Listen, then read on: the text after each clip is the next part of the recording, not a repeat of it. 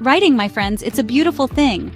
A way to share stories, ideas, maybe even a thinly veiled takedown of your least favorite grocery store manager.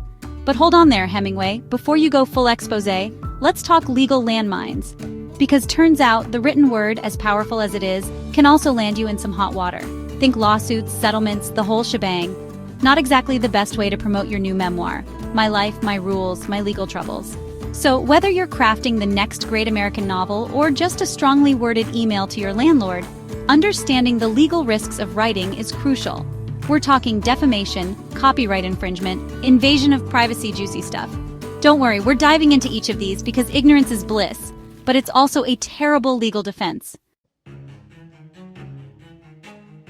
First up, defamation.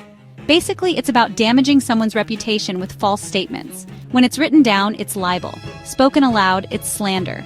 Think of it like this.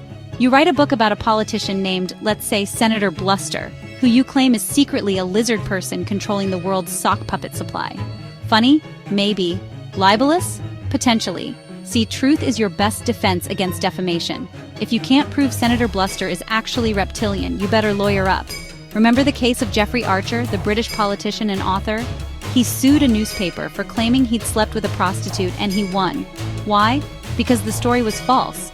The lesson here? Stick to the facts, folks, or risk facing the legal equivalent of a literary beatdown. Next, let's talk intellectual property. You wouldn't steal a car, right?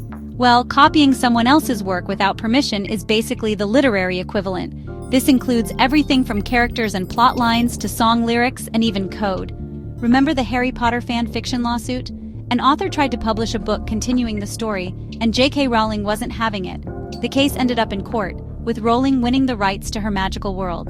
The takeaway? Just because something is online or seems like common knowledge doesn't mean it's free for the taking.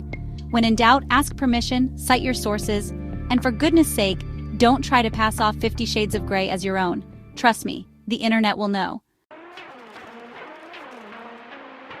Finally, we arrive at invasion of privacy. Now, everyone loves a good story based on real life, but there's a fine line between inspiration and straight-up exploitation. Using someone's name, likeness, or personal details without their consent can get you sued faster than you can say, cease and desist. This is especially true if you're portraying them in a false or embarrassing light. Take the case of Margaret Seltzer, who wrote a best-selling memoir about her supposed life as a former gang member. Problem was, none of it was true. Seltzer was exposed as a fraud and faced serious legal backlash. The moral of the story? When it comes to real people, it's always better to err on the side of caution.